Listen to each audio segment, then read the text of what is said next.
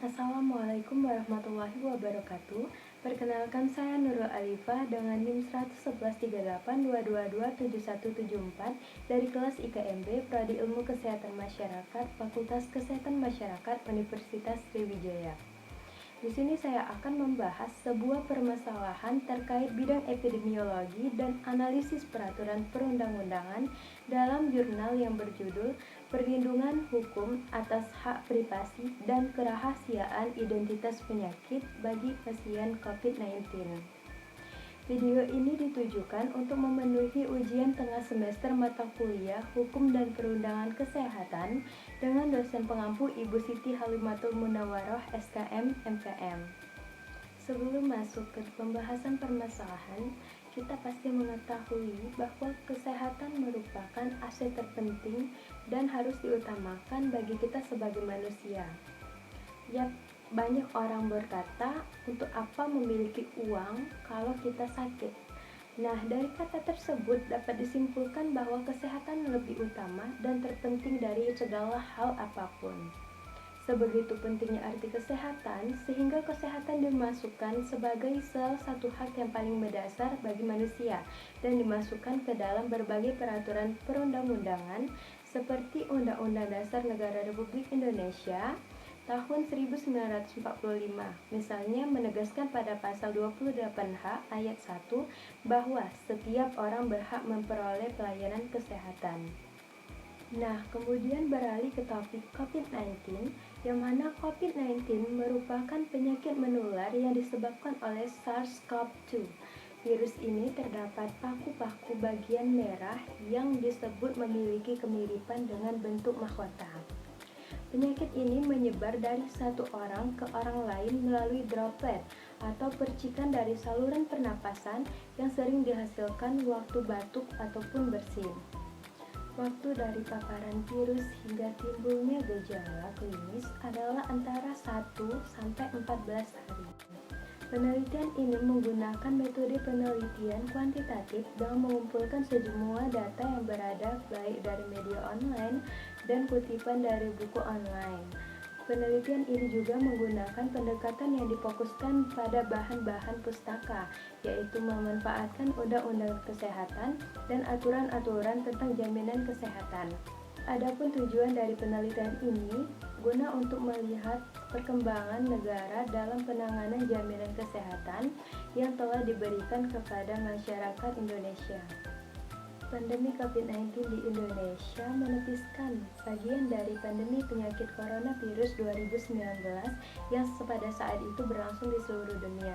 Data perkembangan pasien COVID-19 di Indonesia tahun 2022 terkonfirmasi sekitar 5.723.858 jiwa dan telah tercatat COVID-19 telah merenggut nyawa sekitar 149.918 jiwa dan mantan pasien COVID-19 yang sembuh sekitar 5.073.522 jiwa. Hal ini menimbulkan kepanikan dan kecemasan di masyarakat Indonesia. Sayangnya, dalam hal ini semakin disukarinya dengan terjadi persebaran data pribadi pasien yang terindikasi terinfeksi virus tersebut. Padahal sudah dijelaskan dalam berbagai aturan perundang-undangan, data pribadi pasien seperti nama dan alamat tempat tinggal harus dijaga kerahasiaannya. Tidak hanya itu, terdapat juga sanksi tegas yang dapat dijerat penegak hukum terhadap penyebar data pribadi pasien tersebut. Informasi penderita coronavirus merupakan data pasien yang tidak bisa diungkap ke publik. Kerahasiaan data pasien tersebut sesuai dengan Undang-Undang Nomor 14 Tahun 2008 tentang Keterbukaan Informasi Publik. Perlindungan atas identitas pribadi ini dijamin dalam Pasal 29 huruf G Undang-Undang Dasar Negara Republik Indonesia 1945. Dalam pasal tersebut menyatakan setiap orang berhak atas perlindungan diri pribadi, keluarga, kehormatan, martabat, dan harta benda yang berada di bawah kekuasaan, serta berhak atas rasa aman dan perlindungan dari ancaman ketakutan untuk berbuat atau tidak berbuat sesuatu yang merupakan hak asasi. Peraturan perundang-undangan yang berkaitan dengan perlindungan hukum atas hak privasi dan kerahasiaan identitas bagi pasien COVID-19, yaitu yang pertama, kerahasiaan identitas pasien.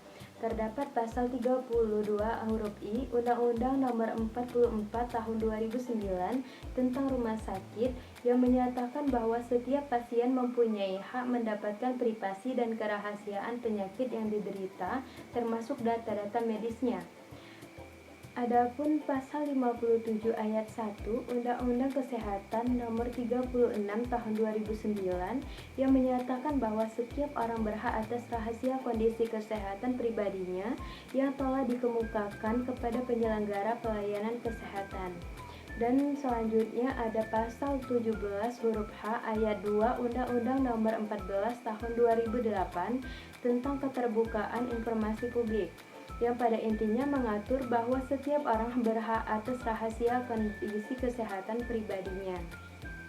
Yang kedua yaitu perlindungan atas privasi dan data pribadi masyarakat, dan dalam hal ini terdapat pasal 1 angka 22 Undang-Undang 24 Tahun 2013 tentang perubahan atas Undang-Undang Nomor 23 Tahun 2006 tentang administrasi kependudukan, menyatakan bahwa data pribadi adalah data perseorangan yang tertentu yang disimpan, dirawat, dan dijaga kebenaran serta dilindungi kerahasiaannya.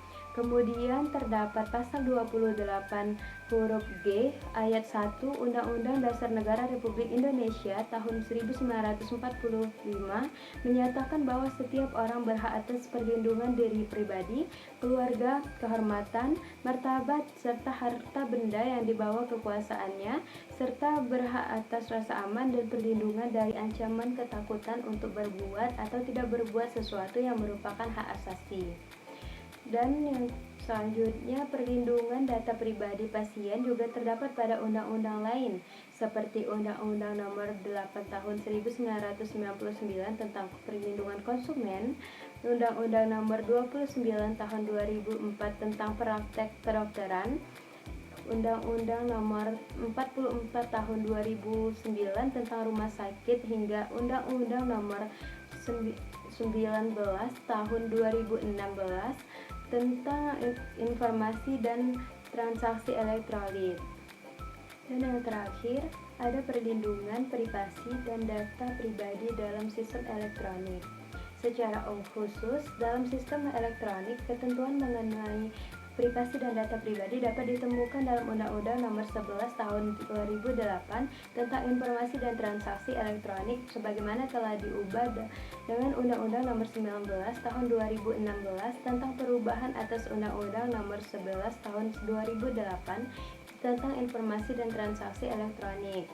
Peraturan turunan dari Undang-Undang ITE dan perubahannya yang secara spesifik mengatur mengenai perlindungan data pribadi adalah Peraturan Menteri Komunikasi dan Informatika Nomor 20 Tahun 2016 tentang perlindungan data pribadi dalam sistem elektronik. Dan yang terakhir, perlindungan data pribadi dalam sistem elektronik mencakup perlindungan terhadap perolehan, pengumpulan, pengolahan, penganalisisan, penyimpanan, penampilan, pengumuman, pengiriman, penyebarluasan, dan pemusnahan data pribadi. Baiklah, berakhirlah sudah pembahasan terkait perlindungan hukum atas hak privasi dan kerahasiaan identitas bagi pasien COVID-19.